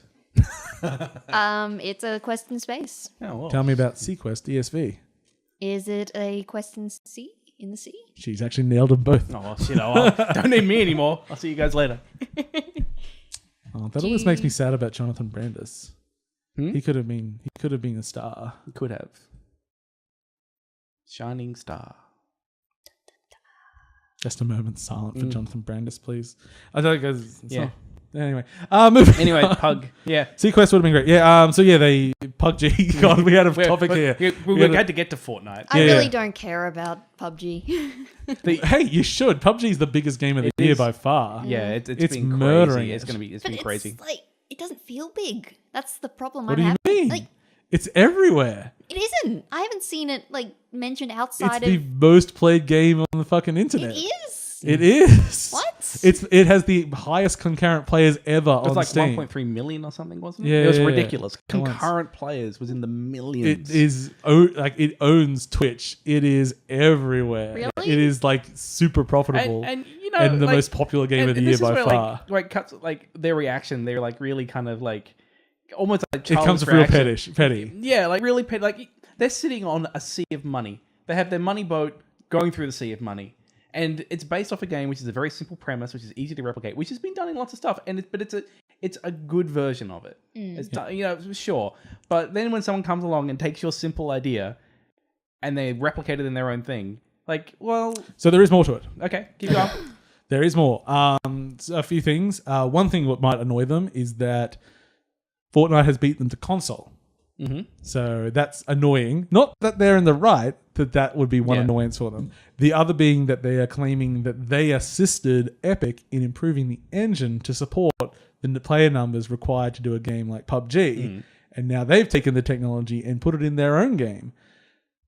Except they did it on the engine level, so that's for everyone that licenses the engine, surely. So still not a strong argument against. Yeah. But that's a little bit of like their anger at it. But at the same point, when you are the king, when you are winning, when you are number one, don't complain about someone just dabbling. Like it's like I'm Coles, but this guy's just opened a corner store. Fuck him. Yeah, it's almost take it as a compliment. Like this is not going to suddenly undermine all of your. And they're also quite different games. Yeah, like, Fortnite has resource gathering and crafting. If someone takes a pot shot at you, you can build a wall between you and them. Yeah. Yes. Nothing like PUBG at all. So, and also apparently not very good. I haven't played it, so I can't say, but apparently pretty janky because the game was designed as a PvE game with very spongy enemies, therefore not exactly satisfying to shoot other people. Battleborn. Battleborn also sucks. It does. I hated Battleborn. I hated it as well. It just felt way too spongy. The thing that did not land was that they tried to get the single player stuff. Oh, that story into it. Yeah, like they want to do a character based shooter, but let's try to because Borderlands of this world with characters, and people like the characters. So they got to get that into this character-based shooter, and it did not work. Overwatch works so well though. But they didn't make a single-player game to like. They do all their storytelling through like, here's a video. Yeah, here's a comic. Here's a comic. Like, they don't try to bring it in. Also, don't try not to talk past your microphone. Oh, sorry. Yeah. Like down here is bad. Well, that's bad too, but you just have a habit of leaning towards Amy where your microphone is on my side. Ah. That's the way. Rotate your head. Okay. We're very good friends. You are very good friends. I hear you're best friends. Yep. Besties. That leaves me out. You can have multiple. Yeah. You can I've be equal been best. encouraging you to Don't have leave me multiple for years, James. Don't leave me hanging. Jellyfish. Oh, that's new, but I like it. Blue, blue, blue, blue. I'm just going to mention it because it's a real fun story. Yep. Someone was looking through old medical equipment and opened up a ECG and there was a Game Boy inside. Nice. Game Boy Advance, actually. Yeah. And there's actually a long history of Game Boy Advances and other such hardware being incorporated into other machinery. I thought it's a fun really article. cool. I can't. I think it was on Vice. Yeah, it might have been. But in a pre-Raspberry Pi world, they were just the cheap computer. Yeah. Whenever we joke about this server runs on a Game Boy, maybe it does. Yeah. Servers, maybe not so much. Simple ECG. Yeah. Hey, you don't need much for a server You sometimes. just need a lot of Game Boys. Okay. Vampire. I don't think I mentioned this before. Has been delayed. That's the new Don't Nod? Don't Nod game. I'm not surprised because they still haven't shown off a whole lot of that game, and it's a big RPG. Did the new Chloe thing ever get released? Yeah, it's out. They've done the first episode so far. It's got pretty good reviews. Okay. They haven't sold me on the hook of why I'm supposed to be interested.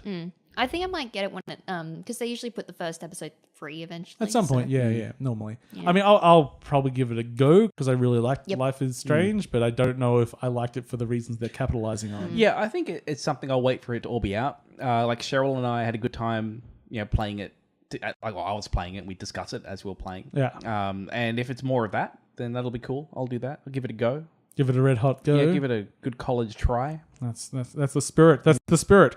And then this one was a new game that I saw this week. I didn't know it was being made. Way Forward has a new licensed game coming out at the tie into The Mummy, the Tom Cruise hit. That critical success. But it's still coming out. And it looks like a really good 2D pixel art.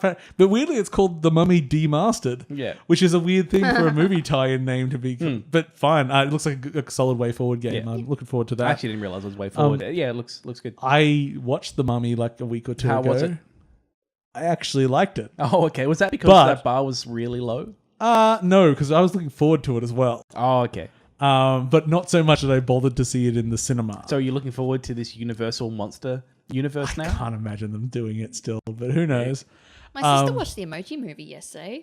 My brother said it was good. So well, now we know never to trust your brother. yes. He's world's greatest monster. Why? Why is it a thing that exists? Because money? I think I like The Mummy. Yeah. Because I literally didn't pay attention to a single action scene. Okay. Like, because people were complaining about how dumb like the plot is and like the bad guy. Like, oh right, there was a bad guy in it. It had a few notes from like American Werewolf in London. Yep. And I enjoyed those, and I enjoyed the like the whole ridiculousness of the setup. Yep. And I vaguely watched it, and I vaguely enjoyed it. So I'm looking forward to the Mummy video game now. It'll be great. Okay, so we talk about some more video games. Sure. Let's ruin some video games and talk about Ruiner.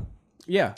Ruiner, the Devolver Digital new game. It's probably one of the bigger games they've been pushing this year. It looks on its surface to be a hardcore twin stick shooter, and that's not an incorrect assessment of it. It's a cyberpunk game, and your brain has been hacked, and you can't see your face. You've got a helmet covering your entire head, which is covered with LEDs, which they use to do really funky stuff, like just having messages displaying on your head and like video of other people's faces and stuff, and like it's very stylish.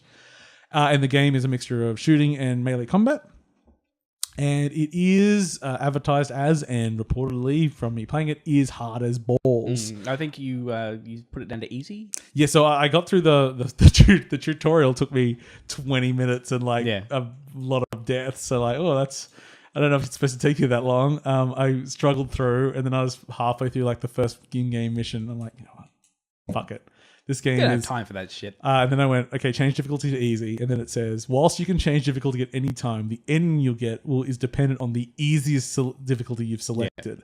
I'm like, oh. That's what YouTube is for, friend. Exactly. Yep. That's where I went. So I went back to the game because that initially just made me turn it off because I was too much stress then. Yeah. There's too much pressure on the decision. I went back. It's like, you know what? I don't have the time to invest to be good. It hasn't clicked enough for me yet for me to be good at this game. If you 20 minutes of tutorial and you're not there yet, it's going to be a slog. It's a full level. It's not like I was just banging my head against a wall or anything. But there were a few fights that I was like, I died again. What did I do wrong? So I bumped it down to easy and it became easy. Yep.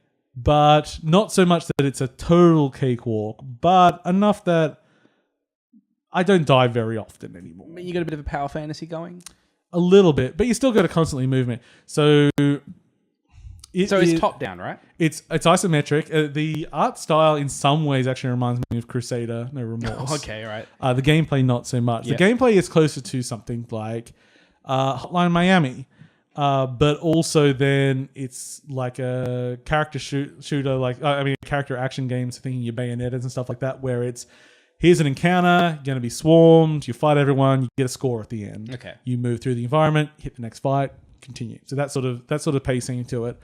And it's fast and you've got to move a lot. You've got to dash. You also, when you're dashing, you can sort of slow down time and then queue up to, at the beginning 3 dashes, but you can add more. So you can like dash around someone and come up behind them, but it just slows down the game. It doesn't stop the game to do that. So you've still got to do that quite fast. Yeah. You've got shooting and you've got to pick up guns, and guns while you have an infinite ammo gun, you want to pick up the environment guns because they're better. So there's a loot element to that, and they'll even be colored. You'll get your purples. Ooh. You get all that sort of stuff. But you pick up a purple, it's got 6 shots. Yeah. It's like, I'm going to enjoy these next 6 shots. They're going to fucking be great. Is I do get the purple. You do get the purple, okay. Yeah. Very fast, very hectic combat, very brutal. The game is very violent. Mm-hmm. A lot of blood and limbs getting torn off and stuff like that. It's got a really cool style to it. It's a very red game. It's because it's quite, the world is semi-realistic. They can't do like the bullet hell thing of having everything very nicely outlined. Yeah. So that's what they literally do. If it gets too murky, literally cell shades cell shades, does the borderline around things. So things actually get highlighted when they become too obscure. Yeah. So it does help the game with readability. But once I put it down to easy, I started to actually understand what the moveset's doing, like and now I feel like I could bump up the difficulty a bit. But it's too late. You've already played it on the lower difficulty. Oh, well, it'll affect the ending, but you can change it at any time. Yeah. So you can experiment with that. So I feel like in that case, maybe the tutorial actually didn't prime me enough. Yeah. But that was minor. As I said, in the first level, I started getting a bit more, and I'm still getting the hang of it. There's a huge skill tree to unlock. You get more abilities. What I quite like is at the end of a fight, they send in, I can't remember what it's called, but it's like a gun collecting robot.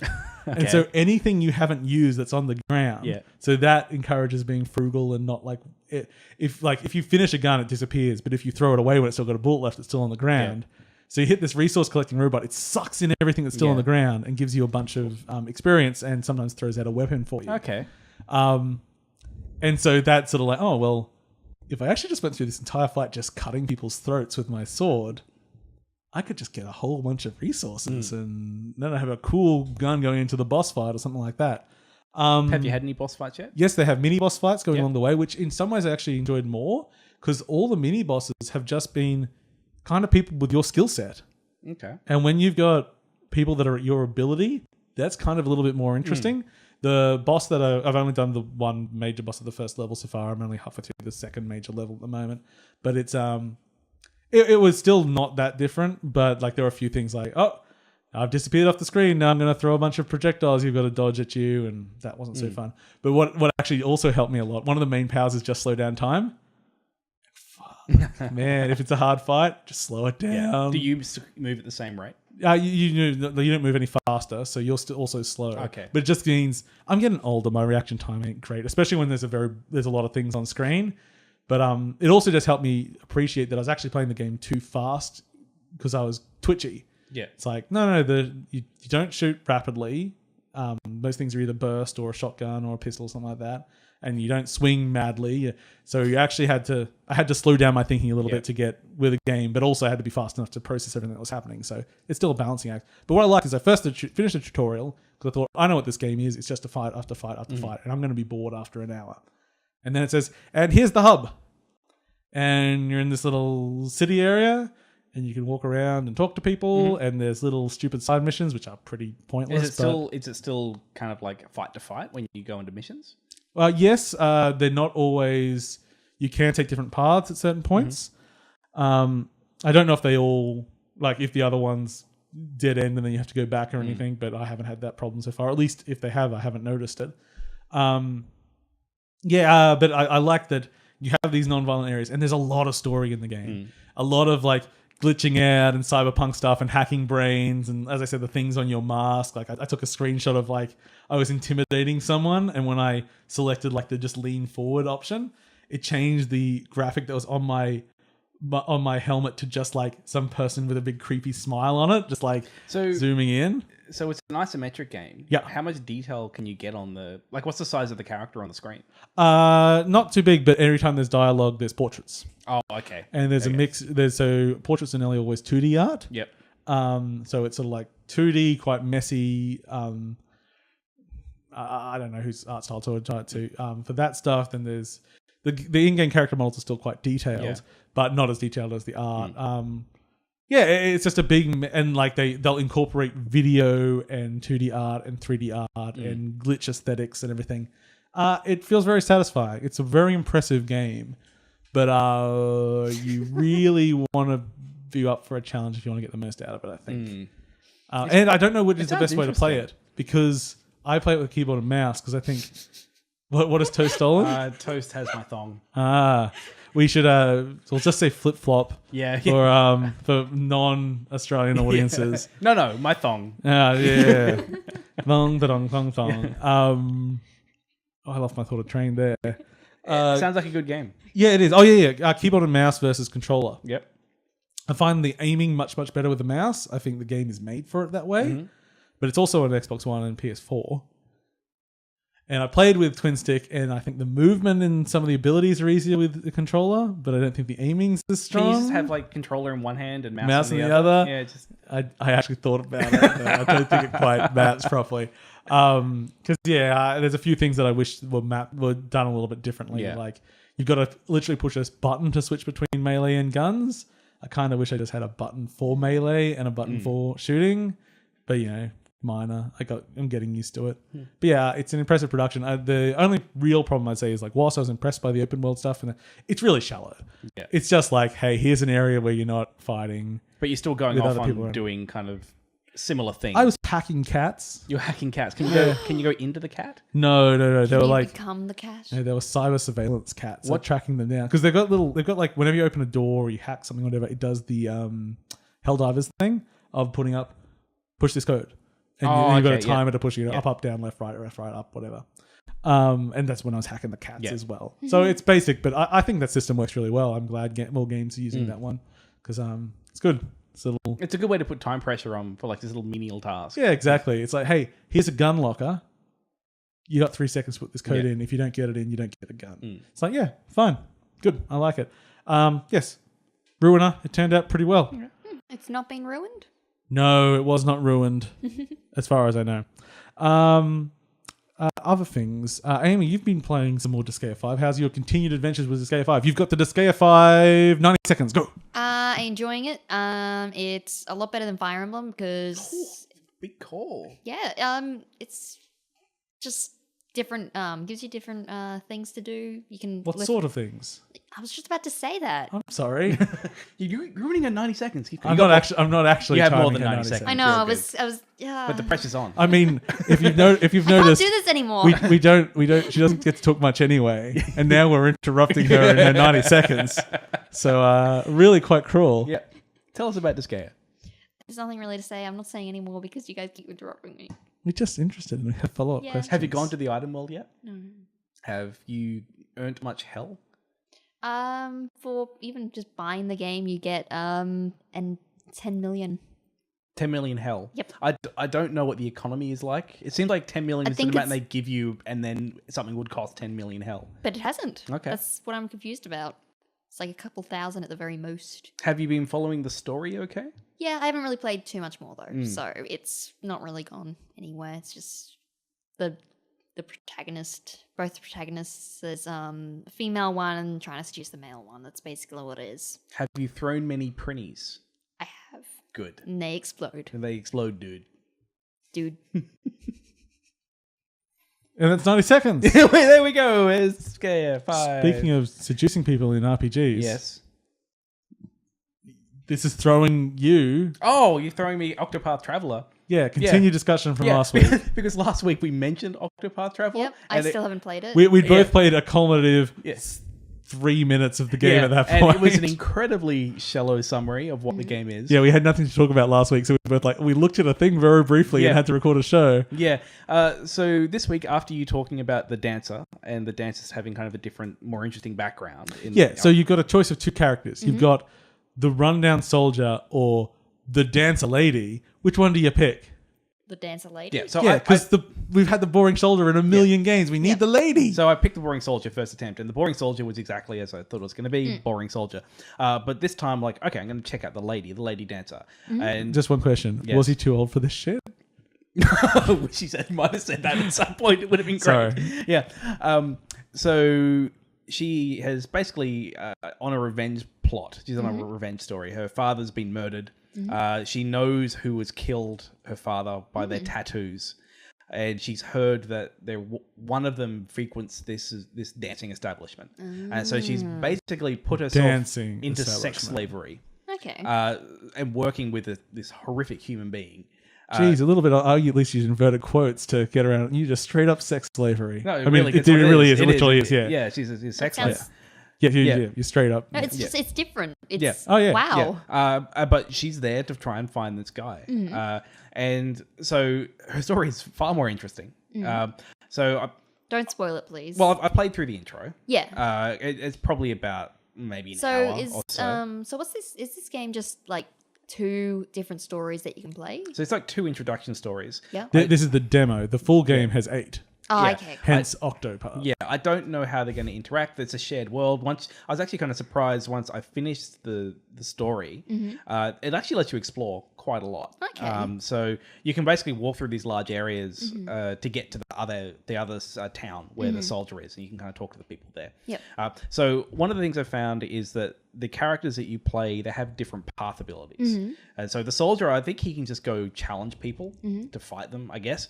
What the dancer can do is seduce them, and they join your party. Nice. And they will just hang around. So like the first thing I did, there was some old guy with a beard, and then you walk up and it's like, hey, you want to hang out? And it's like, oh yeah, I'll follow you. That's some percentage chance. And he was super powerful. So I had like this guy, this creeper follow me around the whole time. Are you indicating to me? No, well, yeah, this creeper followed me around the whole time. Yeah, he does that. Still it's valid. very scary. Still valid. Notice me, senpai. What's that? Notice me, senpai. Yeah, I close my curtains at night because I'm sometimes scared to see Paul's face. Why would I need curtains? You got a fucking webcam. I don't have a webcam, actually. Ruin my joke, will you? My creepy, perverted joke. Also proves that I'm not actually a stalker. No, it doesn't. Victory! Here's my question for all you stalkers out there. Who has the fucking time? I mean, Jesus. You got to be real dedicated. So much effort for But what who's kind really of that payoff? interesting? No one. Certainly not me. Certainly not Amy. Oh. Notice I don't Paul know. was exempt. Oh From no, you're those. perfectly. You're very stalker worthy. Oh, thank you. It's just. I don't know how I it'll be feel interesting. about that. I'm like, am I really that boring of a Do person? you want to be stalker worthy? But do I want to be stalker worthy? I don't. I'll be boring old James. Look at him wearing his dumb hat. It's not a bacon hat. It's not. A He's getting attacked by his cat again and trying to look big. Looking forward to PAX where I can buy another hat. Fuck. Okay. Anyway, I played more of Octopath. I can actually comment on it now. What's going to happen if that hat store closes? Never close. It'll be there forever. It's- Or I'll find another store. I mean, I'm sure I'll manage. So I finally got to actually some of the combat. When I played Octopath the first time, I literally got to the point where I could walk around and got bored and quit. Where this time, like, all right, I've now seduced a guy to come along with me on my adventures, and I've gone and I'm actually doing some combat. So the combat it's random encounters, which I was a bit about, but they weren't too bad in their frequency. And on the surface, it looks like a very standard kind of JRPG turn-based combat going into it. And for a while, I did just play where like I just select attack and that's it. I kind of won for a while. But as you got further on, especially when I got to like the boss fights, if you did that, you'd lose. Okay. So it was basically you had to learn the mechanics of the game, and it actually has some interesting kind of interesting battle mechanics in it. So everything you fight will have some number of weaknesses, and you don't know what they are. So how does she fight? She's got just a regular attack. She's got like dual daggers. Okay, cool. And then she's got kind of dancing magic, and it's like dark magic. So yeah, she can kind of do lots of little attacks, which turns out actually kind of important for this game. So kind of like an assassin-y type. Kind of a bit fast, assassin, but not powerful. Yeah, but what made her really useful is that for every enemy you fight, there's some number of weaknesses they have, and there's a little shield next to their health bar. Yeah. And if you can attack them with their weakness, it subtracts 1 from the shield. And if you get rid of all the shield, then it breaks. They're broken. Yeah. I think it doubles the damage. Okay. And they won't attack next turn. So what I had to do was learn the weaknesses of different characters, and then attack them and try to get the shields down before they would attack me, so they wouldn't get the opportunity to do damage. Yeah. So that's one part of it. And then every time you attack, you also earn like an action point, which you can build up about 5. Oh yeah. And when you attack, you can kind of buff the attack a bit. So if you know they've got like four points to take down a physical damage, I can go, well, all right, I'm going to buff this 2 times. So is that kind of like defending? Attack. No, it's like empowers your attack. And like as in, so you earn up the points by sort of just being No, just actually, you just get them if you don't spend them. So you get them kind of regularly. So this is where the dual dagger thing came in, because she'd do like extra attacks with her daggers, and so shank. So yeah, so it came like I was fighting the big bad at the end of the demo, and I'd have to like strategically use my points so I could kind of like stun the big bad, and then kind of going with like another damaging spell, and things like that. So the first time through, I actually died because I wasn't paying any attention to any of the mechanics. And then I died, and it makes you play through the whole dialogue to get to it again. So there's no skip? No, I was mashing that button. And it was probably a couple of minutes, but it was sort of like, I just watch this. Like, just let me skip it. But when I was through the second time, then I knew what I was doing. Yeah. And I won. Yeah. So yeah, I really liked the combat. Hey, back with the toast. Puppy. There he is. So yeah, it completely sold me. No one else can see the puppy. No. But there he goes. Oh, only sees an arm. What's he doing? Whoops. I can't fall any further. You knocked over something. Oh, you're not going to let Toast down. I knocked over a big pile of drugs. Whoops. Oh, well. Toast is just itching to get back down into it. Yeah. So yeah, it sounds good. Yeah, I mean, visually it still looks amazing. But I went from being not interested in that game because I played the boring soldier to like, this is even with its like random encounters and unskippable cutscenes second time through, I still really enjoyed it. Okay. It's also voiced in Japanese as well. Okay. So changing that made a big difference. Not that the English was bad. No, I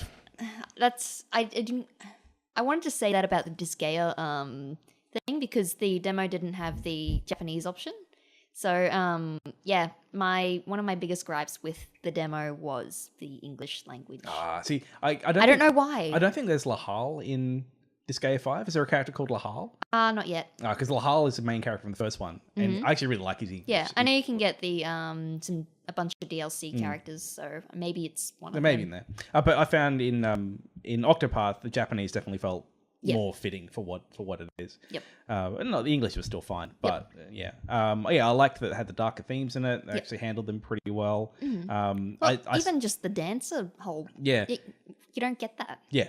It definitely got Cheryl's interest because I was playing it on the TV. I think that was also like it played really nicely on a big TV. Like even though it was fine, playing it handheld, it was good seeing it on a big screen. It is a pixel art type thing. Yeah, it's what do they call it? It's like like 2.5 HD. Some dumb name, some stupid name. Yeah, it's 3D where the world geometry is textured like old school RPG. So like literally, if they flattened it out, it would look like a classic RPG, like a 16-bit era RPG. Yeah.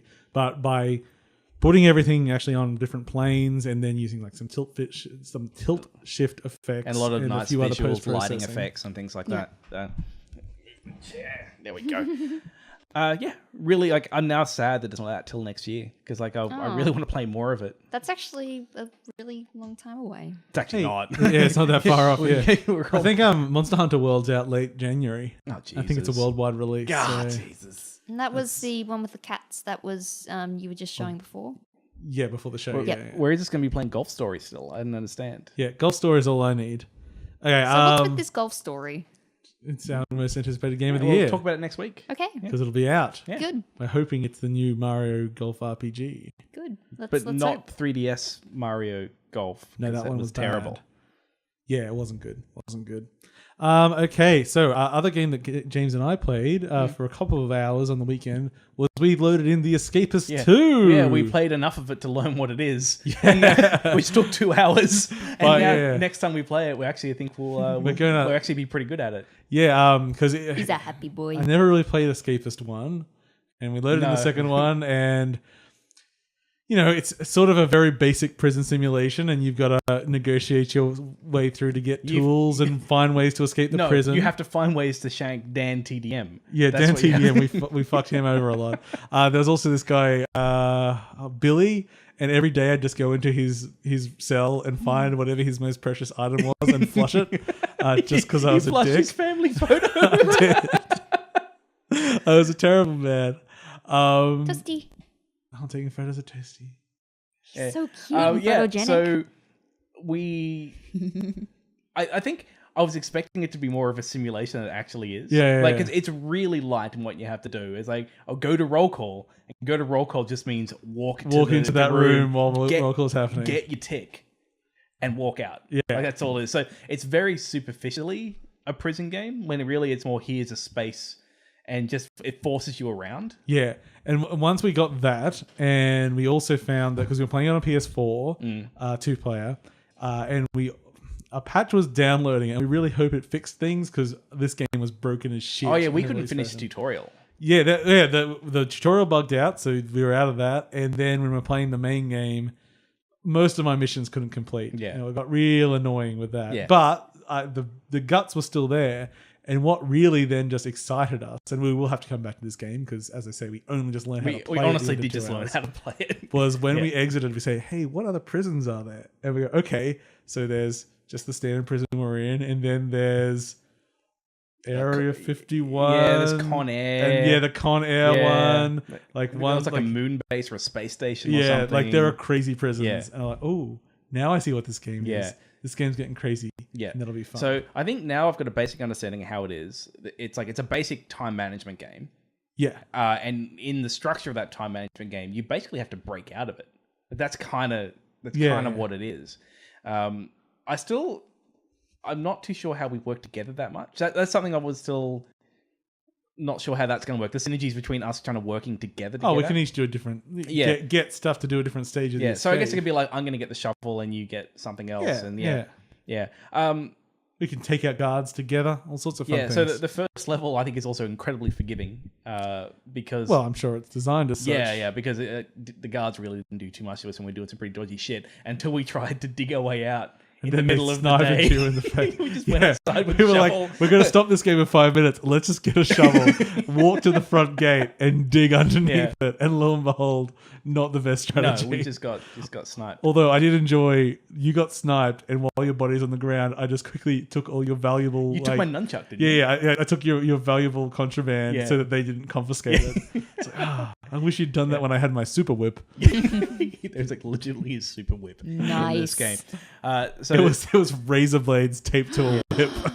Yeah, it's really beautiful. It's really comical, all of the violence in this game, because all that happens if you attack someone is they just get taken to the infirmary, and then you might get taken to solitary, where you can peel potatoes to kind of get out faster. Yeah. So they give you like there's some really basic little mini games for like leveling up your strength and stuff like that, and they just like tap left, right, left, right, left, right.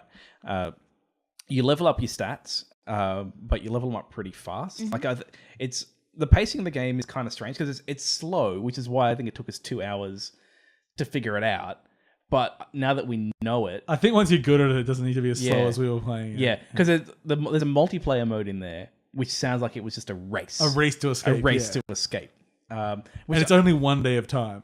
Yeah, and I think that sounded really interesting because the game's about building up and crafting the tools you need to get out.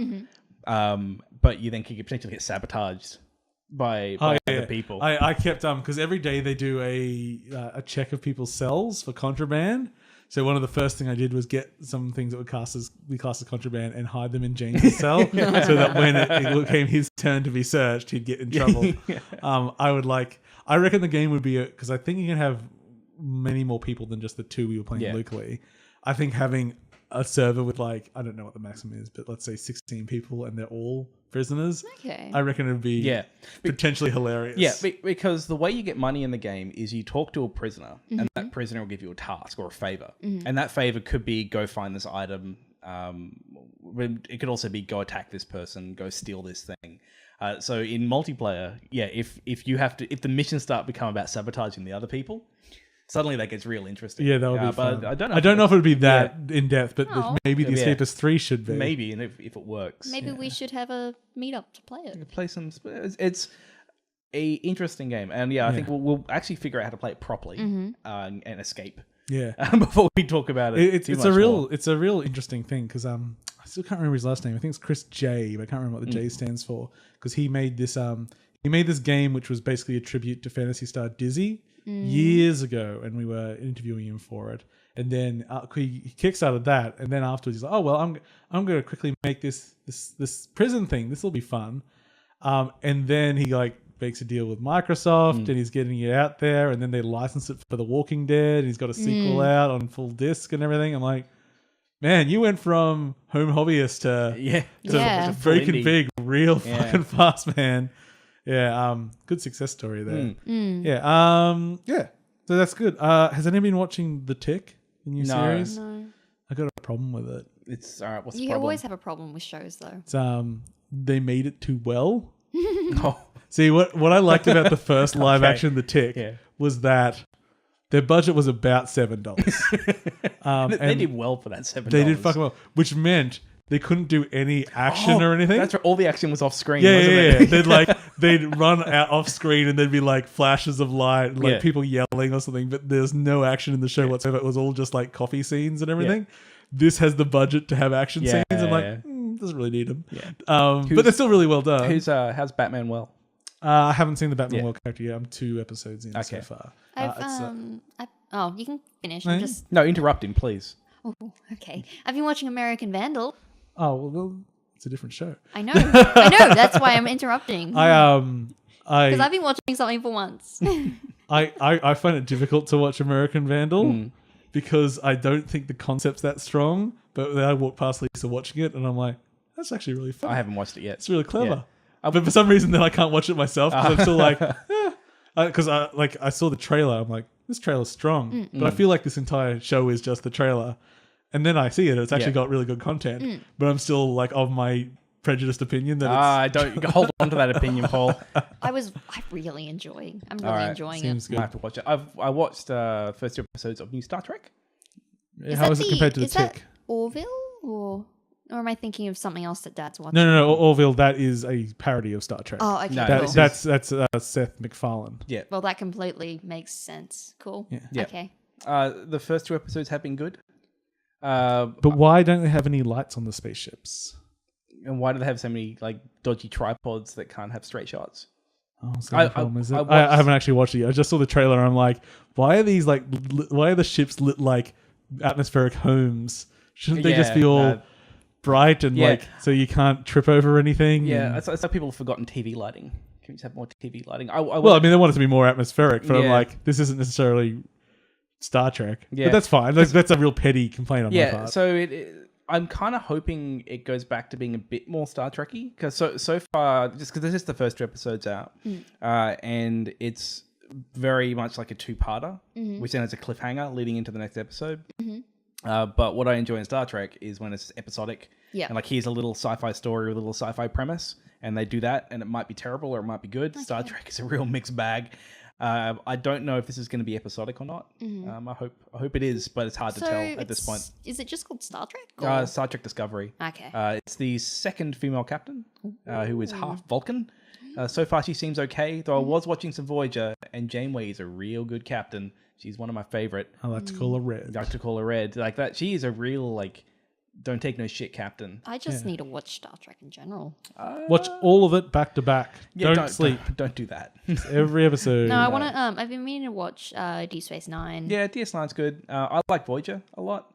But all Star Trek is just like there are some real bad Star Trek episodes. Yep. But then there are some real. You good liar! Ones. They're all perfect. No, they're really not. Especially Voyager. Anything with Tom. Guy. What about episodes? Paris. What about Paris. next gen episodes done entirely in the holodeck in period costume? They're the best. And then they escape when the holograms escape the holodeck. I wish they escaped more. Oh goody. Okay. So far. Yeah. And I watched BoJack Horseman. I watched all of the latest season. So the tick's pretty good. Video games. Yeah. Do you watch the trailer for the new Tomb Raider film? No. I like the headlines where we're all like, oh, it looks surprisingly good. And then I watched it. I'm like, you fucking liars. I saw a comparison shot of Lara to modern video game Lara and looked all right. Oh, I mean, the casting was fine. Yeah, she can have a ponytail. And It made my dad upset. Why did he get upset? Because he didn't see why it needed to be remade. Oh, but that's because said for so many things. the absolutely perfect existing Tomb Raider films. I mean, that's got to be the craziest fucking movie. I mean, how is it compared to Angela Jolie? Jolie. Yeah. Jolie. Keep going. Man, you really don't know pop culture. I don't, Paul, but I try. I really try. She's got the big lips. And the big cheekbones. I used to have a girlfriend that looked pretty much a shoo-in for Angelina Jolie. Well, why didn't you marry her? Because we broke up. That would be the reason. I mean, the one thing that I thought was like really made me eye roll was all this like, we've got to stop them to save the world. I'm like, oh, bullshit. But I hadn't played the latest Tomb Raider, and that is basically the plot of the latest Tomb Raider. I'm like, why the fuck does even the game have a save the world plot? No. Go fight the dinosaur. No, that's what it should be.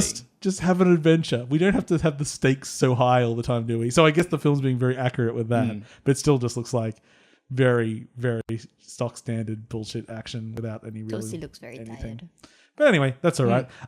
Any thoughts before we close up this episode? I don't know. What else I got on my list? I can't see Toasters in the way. Metroid.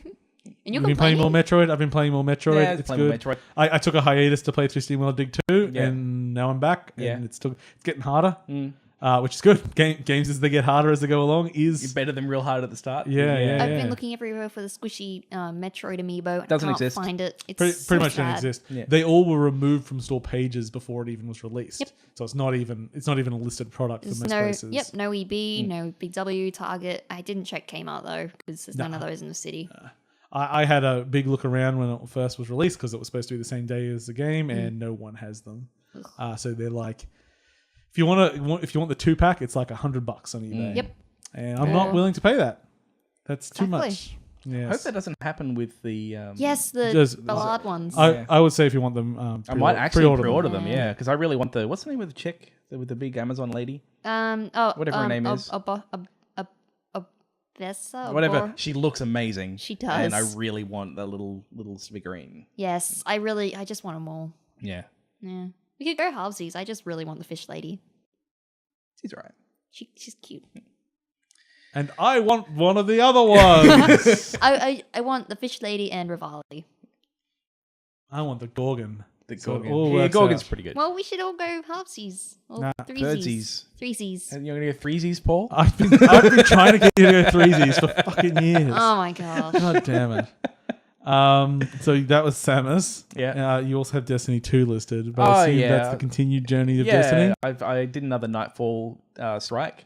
I was going to correct you on the Slack because you said you did the Nightfall raid. I was like, that's not the raid, I haven't motherfucker. done the raid yet. But then I realized, who gives a shit? No, I haven't raided yet. That'll probably happen this weekend. I'm looking forward to doing... What's your power level? I am now 288. No, you're too high. No, it's still going to be... I've hit No, but I mean, you're too high for satisfaction. Oh, okay. No, definitely. No. I've hit a bit of a loot wall now. It's getting much harder to increase my light level. They've just started a faction event where you pick a faction and you go do things in the world to earn points. Like you can choose either pizza or hot fudge. Yeah, it's like Splatfest, but not as good because I still think Splatoon is amazing. I'm just noticing how funny her face looks. You're going to look at the face. I only looked at the butt. Let me have a look at the face.